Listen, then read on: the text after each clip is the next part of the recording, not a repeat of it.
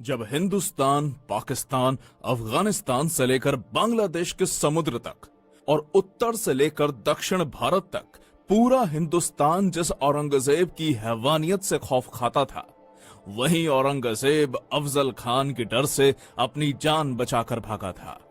और उसी अफजल खान को छत्रपति शिवाजी महाराज ने 2 मिनट में ठोका था। अफजल खान को मारने के बाद पूरे हिंदुस्तान में कोई मुस्लिम बादशाह नहीं बचा था जो छत्रपति शिवाजी महाराज के साम्राज्य को रोक सकता था।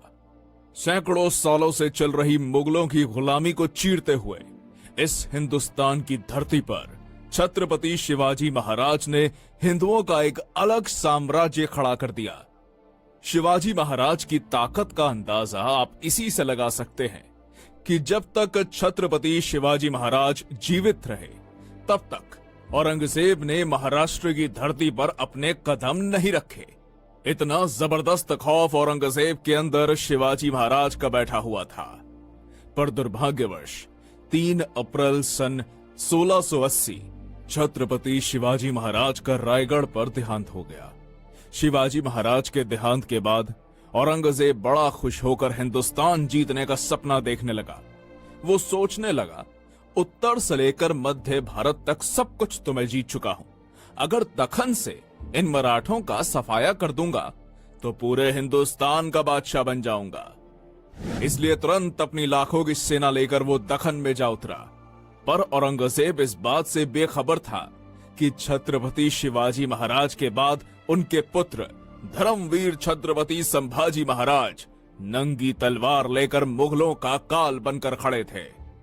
जैसे ही मुगलों के कदम महाराष्ट्र की धरती पर पड़े, मराठों ने मुगलों के मस्तक उतारने शुरू कर दिए। जिसके बाद गोवा में पुर्तगीज, मैसूर में चिकादेवराय, कोंकण में सिंधी, मनहारपुर, नासिक, औरंगाबाद में मुगल, एक साथ 12 सल्तनतों को संभाजी महाराज ने मौत के घाट उतारा। संभाजी महाराज के इन भयानक हमलों से औरंगजेब बौखला उठा। कहीं ये मराठे हर हर महादेव की ललकारे देकर दिल्ली पर ना टूट पड़े, ये सोचकर उसका दखन में सांस लेना तक मुश्किल हो गया। औरंगजेब छत्रपति संभाजी महाराज से इतना ज्यादा डर चुका था कि वो एक भी युद्ध में उनके सामने नहीं आया। पर अपने ही लोगों की गद्दारी के कारण छत्रपति संभाजी महाराज जैसे महान पराक्रमी योद्धा को मुगलों के हाथों कैद होना पड़ा। और 11 मार्च सन 1689 को औरंगजेब ने बड़ी दर्दनाक यातनाएं देकर छत्रपति संभाजी महाराज की हत्या कर दी। संभाजी महाराज के देहांत के बाद औरंगजेब को लगा, अब मराठा साम्राज्य पूरी तरह से खत्म। अब जल्द ही दखन को जीतकर दिल्ली वापस चला जाऊंगा।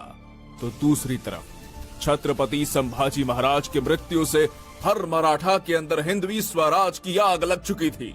जल्द ही इस आग से मराठे औरंगजेब की महाराष्ट्र में कब्र खोदने वाले थे। और अगस्त सन 1689 को अपने राजा की मौत का बदला लेने के लिए सह्याद्री के वीर मराठों ने औरंगजेब को महाराष्ट्र के तुलापुर नाम की जगह पर घेर लिया। और हर हर महादेव की गूंज के साथ संताजी घोर पड़े और गिने चुने चंद मराठा सैनिकों ने औरंगजेब की लाखों की सेना पर चढ़ाई कर दी। वीर मराठा योद्धा संताजी घोरपड़े ने अपनी खूनी तलवार से मुगल सैनिकों के मुंड काट दिए। मुगल छावनी में घुसकर मराठों ने ऐसा मौत का तांडव मचाया कि हजारों मुगल सैनिकों को काटकर मौत के घाट उतार दिया।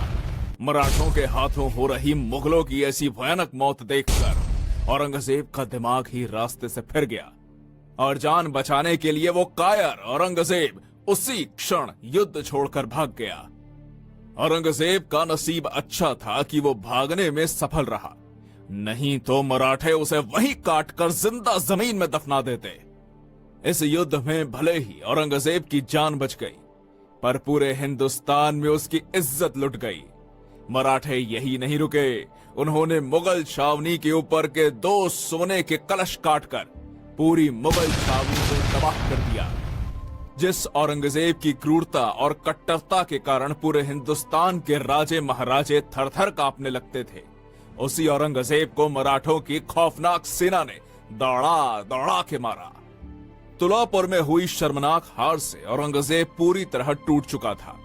इसलिए मराठों से बदला लेने के लिए उसने दक्षिण भारत के सबसे ताकतवर सरदार कासिम खान को आदेश जारी किया। अब कासिम खान ने संताजी घोरपड़े को पकड़ने के लिए कर्नाटक के तलाकू गांव में एक मजबूत घेरा बनाकर मराठों का रास्ता रोक लिया। पर मराठे भी कहां रुकने वाले थे। मराठों ने कासिम खान के इस घेरे को तोड़कर और मुगलों की छाती को चीरकर कर्नाटक के तलाकू गांव में जबरदस्त मारकाट मचा दी। मराठों के अग्नि बाण मुगलों की छाती को चीरते हुए आर पार निकल रहे थे। मुगलों की मौत का यह खूनी मंजर देखकर कासिम खान की धड़कनें तेज हो गई और मराठों के डर से मुगल सेना को लेकर वो दोड्डेरी के किले में जाकर छुप गया। मराठों के पराक्रमी योद्धाओं ने दोड्डेरी के किले को चारों तरफ से घेर लिया। अब मराठा सरसेनापति संताजी घोरपड़े ने अपनी चाल चली और किले के दरवाजे को बाहर से बंद करके हजारों मुगल सैनिकों को कैद करके मार डाला। जो भी मुगल सिपाही किले से बाहर आने की कोशिश करते, मराठे बंदूक की गोलियां चलाकर उन्हें मार डालते। एक तरीके से देखा जाए तो मराठे उन्हें तड़पा तड़पा के मार रहे थे। किले के अंदर खाने के लिए कुछ भी ना होने के कारण घोड़े, हाथी, कुत्ते जैसे जानवर मुगलों ने मारकर खाए। और यहाँ पर ध्यान देने वाली बात यह है कि जिस कासिम खान को औरंगजेब ने मराठों को मारने के लिए भेजा था, उसी कासिम ने मराठों के डर से किले के अंदर फांसी लगाकर खुदकुशी कर ली। पूरे हिंदुस्तान के इतिहास में मुगलों का ऐसा हाल कभी किसी ने नहीं किया जितना मराठों ने मुगलों का दोड्डेरी के किले में किया। अली मर्दान खान, रुस्तम खान, खुदाबंद खान, हसन अली खान जैसे अनेक ताकतवर योद्धा दिन रात एक करके मराठों का पीछा करते, पर मराठों ने औरंगजेब को नहीं छोड़ा तो भला ये मुगल सरदार मराठों का क्या उखाड़ लेते। उत्तर में उज्जैन से लेकर दक्षिण भारत में मछलीपट्टनम तक मराठों ने मुगल सेना को काट काट कर ऐसा कत्लेआम मचाया कि दक्खन से मुगल सल्तनत का सफाया कर दिया।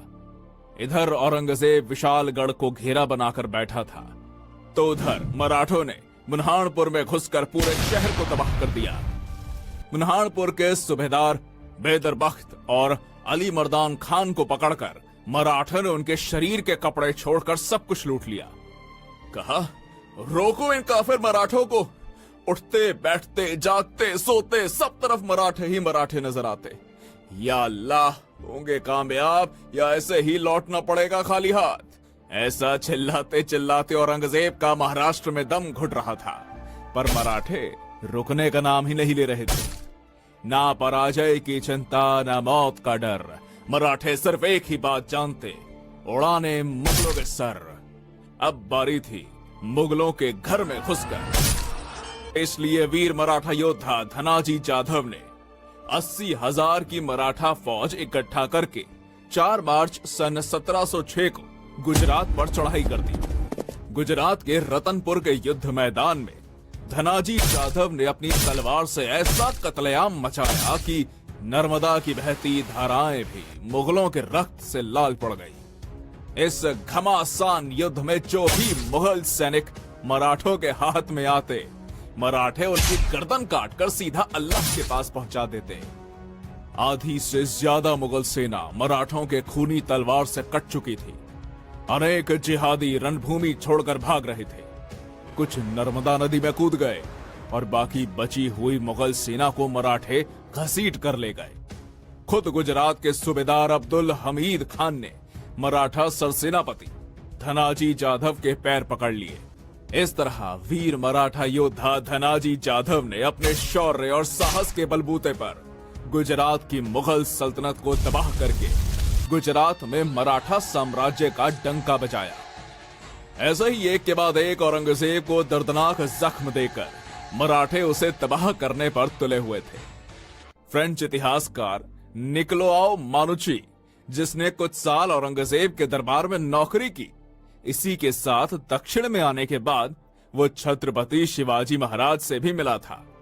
ये मानुची लिखता है, दखन में मराठों के खिलाफ उतरने से औरंगजेब के हर साल 1 लाख सैनिक और 3 लाख जानवर मारे जाते थे, जिसमें कुछ मराठों के हाथ, कुछ कीचड़ में डूबकर, कुछ भूख के कारण, तो कुछ नदी में बहकर। इतनी दर्दनाक मौत मुगल सैनिकों को मिल रही थी। मुगलों की ऐसी हालत थी तो जानवरों की तो पूछिए ही मत। बेशकीमती खजाना, ऊंट, घोड़े, हाथी, तोपखाने, जो भी मराठों के हाथों लगता, मराठे उसे लूटकर साफ कर देते। मराठों के हाथों कुछ न लगे, इसलिए मुगल इसमें से बहुत सी चीजों को जला डालते थे। मराठों के लगातार हमलों से औरंगजेब इतना कंगाल हो चुका था कि कई महीनों से मुगल सैनिकों का पगार नहीं हो रहा था। लगातार मराठों से मार खाने के बाद मुगलों की जीत की उम्मीदें टूट चुकी थी।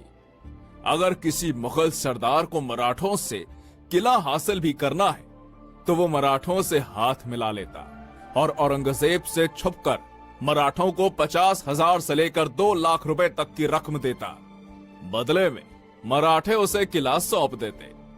एक तरीके से देखा जाए तो मराठे मुगलों को लूटकर मस्त पैसा बना रहे थे, तो दूसरी तरफ मराठों से हमने किला जीत लिया ऐसे झूठ बोलकर ये मुगल सरदार औरंगजेब को खुश कर देते, पर असल में वो उसे मूर्ख बनाते थे। इतनी बुरी अवस्था मुगल सरदारों की हो चुकी थी। इसके आगे मानोची लिखता है, औरंगजेब ने अपने पूर्वज अकबर, जहांगीर, नूरजहां ने जमाया हुआ सारा खजाना बाहर निकाला और मराठों से युद्ध करते करते खाली कर दिया। इतने पर ही वो रुका नहीं, उसने चांदी के बर्तन तक पिघला दिए। इतिहासकारों के अनुसार मराठों से लड़ते लड़ते औरंगजेब ने 40 करोड़ रुपए बर्बाद कर दिए। विशालगढ़ के युद्ध अभियान के दौरान 1.5 साल से मुगल सैनिक बिना तनख्वाह के काम कर रहे थे। वो बंगाल का सूबेदार मुर्शीद कुली खान हर साल औरंगजेब को 14 लाख रुपए टैक्स देता था।